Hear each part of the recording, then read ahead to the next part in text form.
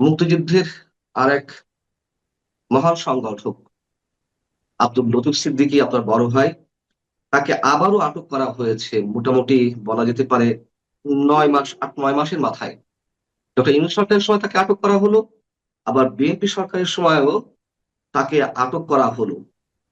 আমি যদি সরাসরি আপনাকে প্রশ্ন করি যে হাতে গোনা যে কজন মুক্তিযোদ্ধা আপনি সহ কথা বলছেন ষড়যন্ত্রকারীদের বিরুদ্ধে, জঙ্গিবাদের বিরুদ্ধে, স্বাধীনতার বিরোধী শক্তির বিরুদ্ধে, এটি কি তেমন কোনো ষড়যন্ত্র, বা তাকে আটকের মধ্য দিয়ে কি রাষ্ট্র কোনো বিশেষ সিগন্যাল দেওয়ার চেষ্টা করছে আপনাদের মতো মানুষকে? কি বলবেন আপনি? আপনাকে ধন্যবাদ। যারা শুনছেন তাদেরকেও ধন্যবাদ। জাতিতে সময় সময় এমন বিপর্যয় আসে, যেটা এখন এসেছে।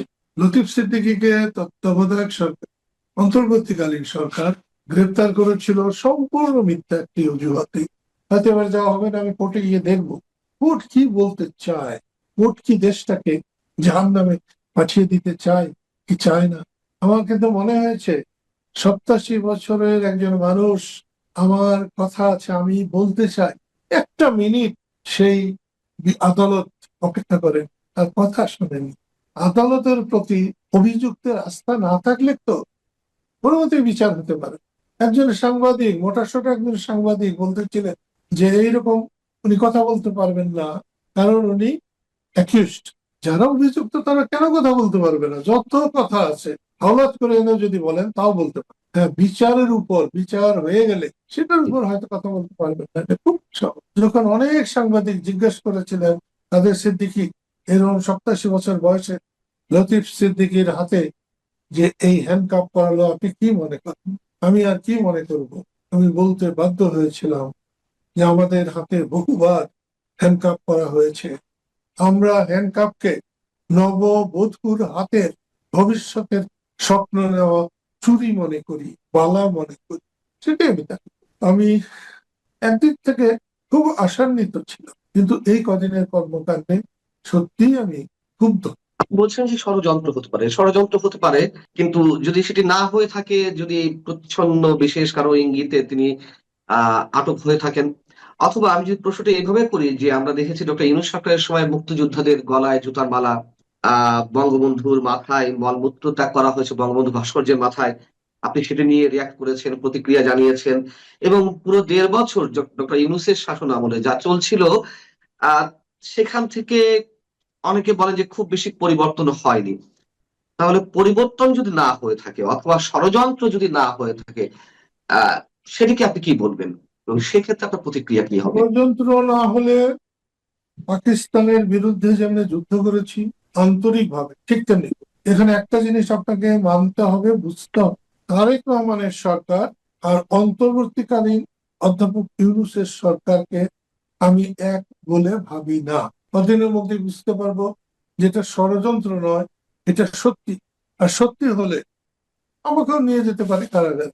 কারাগারে নিয়ে কোনো শাসক কোনোদিন জয়ী হয় নাই, জয়ী হতে পারে নাই। ন্যায় বিচারের একটা আলাদা শক্তি আছে, এবং এখানে আমি মূলত লতিফ সিদ্দিকীকে এখানে এই ইস্যুর সঙ্গে বিন্দু মাত্র সম্পৃক্ত ভাবি না, দেখি না। কারণ তখন তিনি কিচেন ক্যাবিনেট ছিলেন না। আজকে 14-15 বছর তিনি আওয়ামী লীগ করেন। আজকে যারা এত বড় বড় কথা বলে, আমি সেই 99 সাল থেকে শেখ হাসিনার শেখ হাসিনার বিরুদ্ধে বলা যায় না। শেখ হাসিনা যেসব কাজ করতেছেন আমাদের পছন্দ হয়নি, সেই কাজের বিরুদ্ধে আমি প্রতিবাদ করি, এখনো করছি। কিন্তু শেখ হাসিনার বিচার হবে, ফাঁসি দেবে, সেটাও যে হয় হয় করে নাচবো, হাততালি দেবো, সেরকম মানুষ আমি না।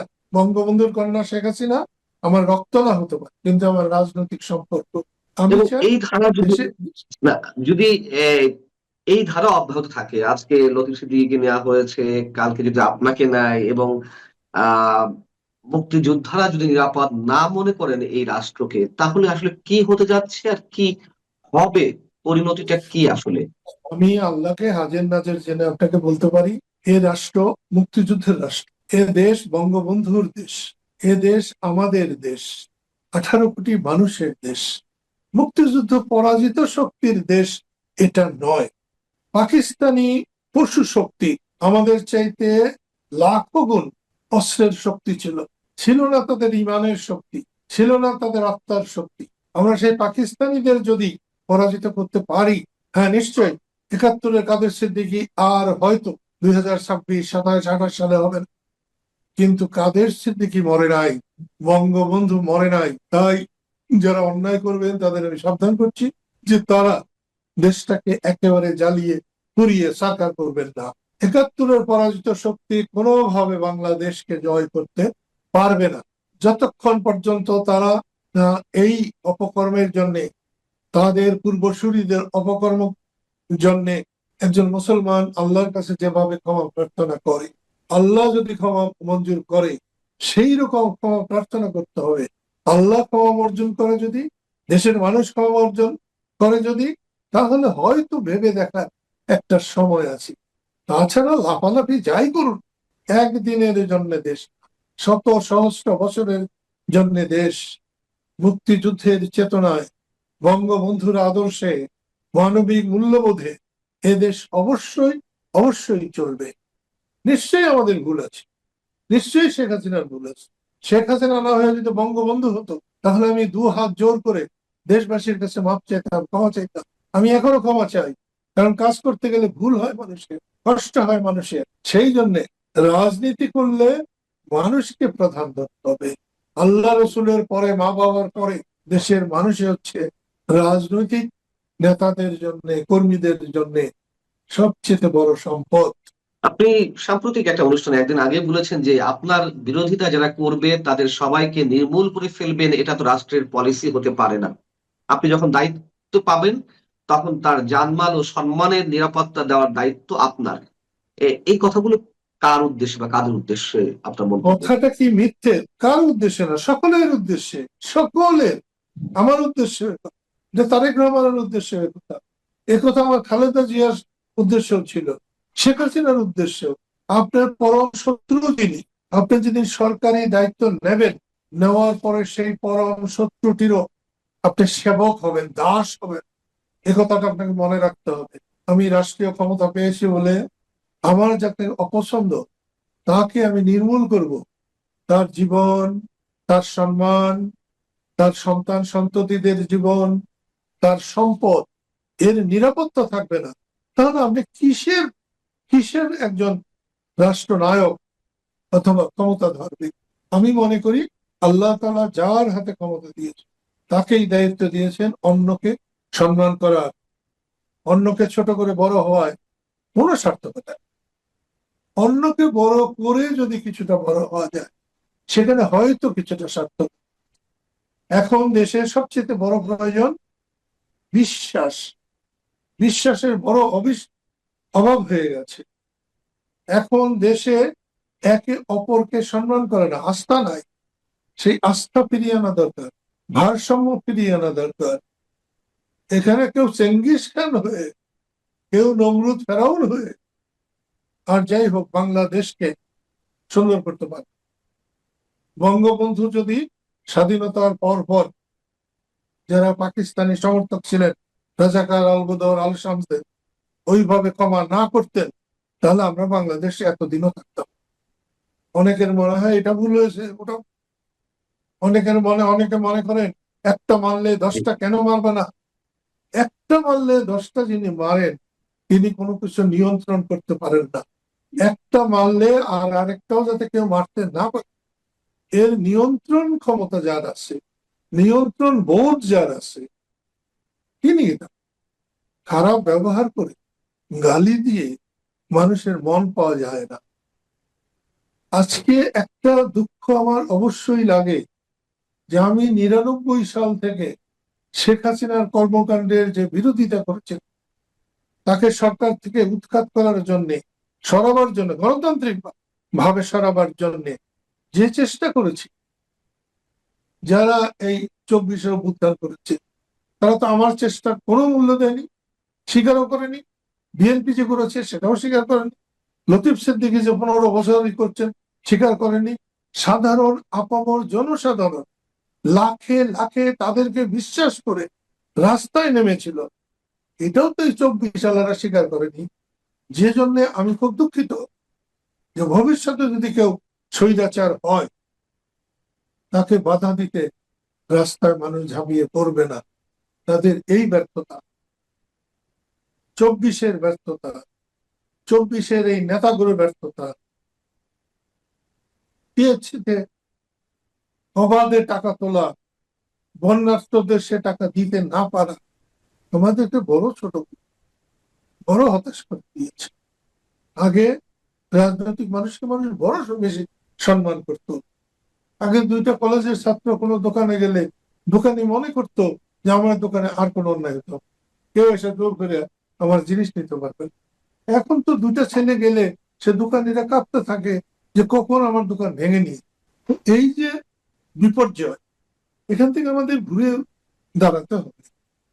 71 সালের মুক্তিযুদ্ধ তার বাবার সম্পত্তি না, তার একার না, 50, 60, 70 লাখ বাদে আর সবাই 71-এর মুক্তিযুদ্ধ সমর্থন করছে। কেউ খেতে দিয়েছে, কেউ পড়তে দিচ্ছে। সেই মুক্তিযুদ্ধকে আমরা কেউ যদি আমাদেরই করে নেই, এক দলের করে নেই, তাহলে সেটার জন্য বিক্ষুব্ধ তো হবেই। জয় বাংলা স্লোগান দিয়ে মুক্তিযুদ্ধ করেছি, সেই জয় বাংলা কারো একার ছিল না। জয় বাংলা ছিল সারা বাংলাদেশের সকল মানুষের। হ্যাঁ, রাজাকারের হয়তো ছিল, আলবদরের ছিল না, আল শামসের ছিল না, বাকিদের তো ছিল। আমরা তাও করতে দিই নাকি যে জয় বাংলা শুধু আমার না, তোমারও। আমরা অনেক ভুল করেছি, আমাদের সেখান থেকে বেরিয়ে আসা উচিত। আমি জীবনে যা ভুল করেছি সেখান থেকে সব সময় বেরিয়ে আসার চেষ্টা করেছি। আপনি জানবেন কিনা জানি না, আমি 67 সালে টাঙ্গাইলে একটা রিক্সাওয়ালাকে স্যান্ডেল দিয়ে বাড়ি দিয়েছিলাম। 4 আনার জায়গায় 6 আনা ভাড়া চেয়েছিল বলে গিয়েছিলাম চাঁদা চাইতে 5 টাকা। সে ভদ্রলোক আমাকে বলেছিল 3 টাকার বেশি সে চাঁদা দিতে পারবে না, কারণ সে ঘুষ খায় না। জানি না সে ঘুষ খেত কি খেত না, তখন এত ঘুষ ছিল, ঘুষ ছিল, এত ছিল না, এত সহজ ছিল। আমি ওই ভদ্রলোকের, আমার মেজাজ খুব খারাপ হয়েছে, মন খারাপ। আমি, অনেকেই মনে করে মুক্তিযুদ্ধ করেছি, পাকিস্তানিদের হারিয়েছি, ধররে মাররে কাটরে, এই হলো কাদের স্মৃতি। না, আমি চোখে দেখে একটা পিঁপড়াকেও পাড়া দিয়ে মারি নাই, কারণ আমার পিঁপড়ার জীবন দেওয়ার ক্ষমতা আমার নাই। তাই আমি যখন চাঁদা চেয়ে বিফল হয়ে মনে কষ্ট নিয়ে বাইরে বেরিয়েছিলাম, তখনই আমার মনে হয়েছিল আমি রিক্সাওয়ালাকে ওরকম স্যান্ডেল দিয়ে মেরে আমি অন্যায় করেছি। ওটা তো আমি ডিসির বুলাকে মারতে পারতাম, ওটা যদি এসপির বুলাকে মারতে পারতাম, ওটা যদি কোনো জমিদারের ছেলেকে মারতে পারতাম, কিংবা আইয়ুব খানের কোনো চাচা ভাইস্তাকে মারতে পারতাম, ঠিক আছে, ওটা আমার জন্য মানানসই ছিল। কিন্তু রিক্সাওয়ালার গায়ে হাত দেওয়া আমার মানানসই। আমি অনেক খোঁজাখুঁজি করে নিরালার মোড়ে সেই রিক্সাওয়ালাকে পেয়ে তার 2 পা চেপে ধরেছিলাম। রিক্সা ছুটে গিয়েছিল, যেখানে 4 আনার জায়গায় 6 আনা ভাড়া দিতে আমার বেঁধেছিল, সেইখানে রিক্সার যিনি যাত্রী ছিলেন তার হাত ভেঙেছিল, পাও ভেঙেছিল, রিক্সা ভেঙেছিল। সেই সব ঠিক করতে আমাদের তখন 70 টাকা খরচ হয়েছিল। সেটাও কিন্তু সাধারণ মানুষ আমাদেরকে দিয়ে দিয়েছে। তাই জন্য আপনাকে আমি বলছি, আর বাঁচবো কতদিন জানি না। একজন মুসলমান হিসাবে আল্লাহ ছাড়া অন্য কারো কাছে মাথা নত করে বাঁচা অন্যায়। আল্লাহ জবাব চাইবে, আমি এই জবাব কেন দিতে যাব, কেন দিতে? আজকে আপনি আমাকে ডেকেছেন, প্রশ্ন করেছেন, খুব খুশি হয়েছে। আমার বিশ্বাস এ দেশ সোনার দেশ। হ্যাঁ, সোনা বানাতে যেমনি নানান ঘাত প্রতিঘাত থাকে, নানান বাছাই করা হয়, পুরে পুরে খাক করা হয়, তেমনি আমাদের কাউকে কাউকে পুরে খাক করতে হবে সোনা হওয়ার জন্য। সেই জন্য সরকারকে বলবো, ভেবে দেখো, আগামী 16 তারিখ পর্যন্ত ভেবে দেখুন। অভিযোগ বহু লোক করা যায়, সে দেখুন। যদি আপনাদের মনে হয় লতিফ সিদ্দিকীকে সেই কি বলে শাপলা চত্বরের মামলায় হেফাজতিদের বিরুদ্ধে মামলায় আপনাদের ভালো হবে, তাহলে জোরে সোরে বলতাম। 5ই মের আগে হেফাজতিরা যখন এসেছিল, আমি কিন্তু মিরপুরে তাদের পানি খাওয়াতে গিয়েছিলাম, খাবার জি, নিয়ে আমরা জানি। গিয়েছি। আমার কাছে মনে হয়েছিল সত্যিকার অর্থে তারা ঠিক করছে। রসুলের অপমান, আল্লাহর অপমান, কোরআনের অপমান, এটা মানতে পারি। তবে কদিন পরে যখন দেখলাম হেফাজতের যে তারা 13 দফা দাবি, তাদের আমি 1 দফা দাবির সঙ্গে একমত ছিলাম, সেই জন্যই আমি গিয়েছি। আপনি বলছেন যে 24-এর আন্দোলনের পরবর্তী যে রাজনীতি, সেখানে 24 আন্দোলনকারীদের যে ব্যর্থতা, সেই ব্যর্থতার কারণে মানুষ আর এখন সহজে কারোর ডাকে রাজপথে নামবে না। তাহলে আমার প্রশ্ন হচ্ছে, মুক্তিযোদ্ধাদের সঙ্গে যা করা হয়ে আসছে এবং দেশ বিরোধী ষড়যন্ত্র তো নানান পর্যায়ে চলছে, জাতীয় আন্তর্জাতিক পর্যায়ে। ধরুন আপনিই ডাক দিলেন আন্দোলনের, গণমানুষের স্বার্থে, দেশের স্বার্থে, তাহলে মানুষ নামবে কিভাবে? মানুষ তো বারবার মানে সিঁদুরে মেঘ দেখলে পালায়, সেই অবস্থা, ঘরপোড়া গুড়োর মতন। আমি আমার আত্মা থেকে আপনাকে বলছি, আমাকেই ডাক দিতে হবে এর কোনো প্রয়োজন আমি দেখি না। একটু অপেক্ষা করুন, আত্মার থেকে ডাক আসবে, মানুষের থেকে ডাক আসবে, আল্লাহর তরফ থেকে ডাক আসবে, এবং সে ডাক ফিরাবার, কোনো পশু শক্তির ফিরাবার কোনো ক্ষমতা থাকবে না।